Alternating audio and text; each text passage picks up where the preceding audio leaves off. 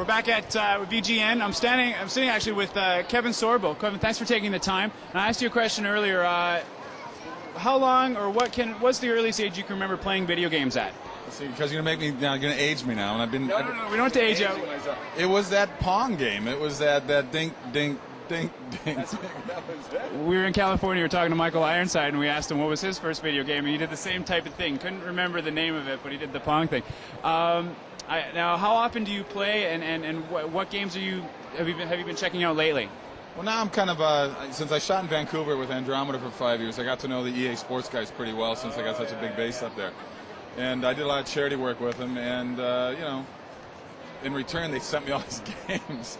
And so I got a PlayStation, and then I got hooked on it. And I think the biggest one I'm a golf nut, so I like Tiger Woods golf. I play that a lot, and we do a lot of these race games, and John Madden football, and, Do you find that the realism is getting so good with video games compared to where we were and where we are now, that as a golfer, do you find that you can actually improve your game either just by knowing the course through the video game because the courses are accurate, or certain things that you may find that will help out your game when you play a video game? You know what? That's actually a very good question. I'm not that smart to look at it that way, so I just look at it just to play it. And most of the courses that they have on there, I've played before, so I know the courses. But you're right. You look at the holes and you're going, oh my God, they got the slope of the green, they got the trees, they got the fairway, the way it looks. It's unbelievable. Now, Hollywood, I think, and especially the actors in Hollywood, are taking video games a little bit more seriously, I think, now. When do you, if you haven't already, correct me if I'm wrong, do you plan on making a jump into the video game world, either through voice acting or through yourself, your facial recognition? Have you been approached to make any video games through any projects you've been associated with?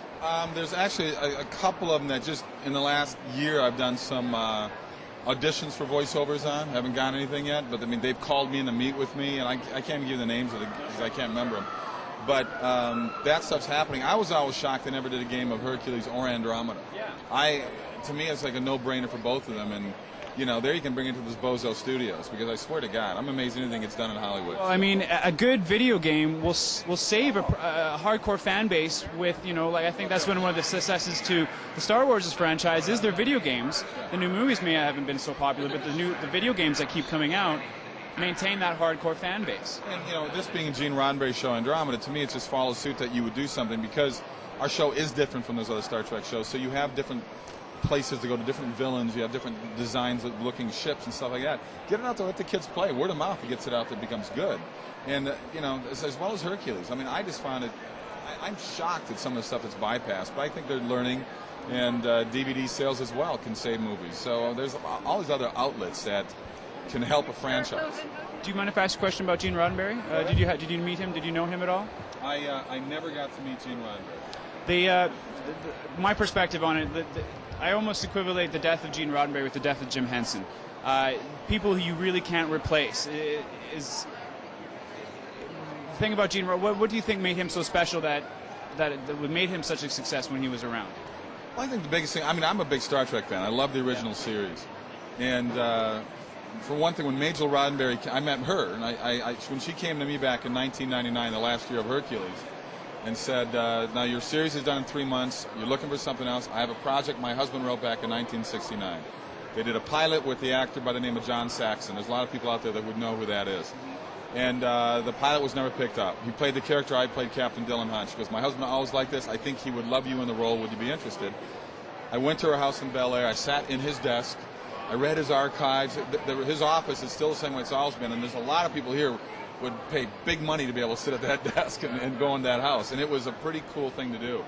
And I unfortunately never got to meet him. I talked to his son on a number of occasions, and I wish I would have met him. But I think what made him such a success, and what NBC didn't realize what they had on their hands by canceling the show after 3 years, was the fact that he was going right to the core of people, because the future's one thing.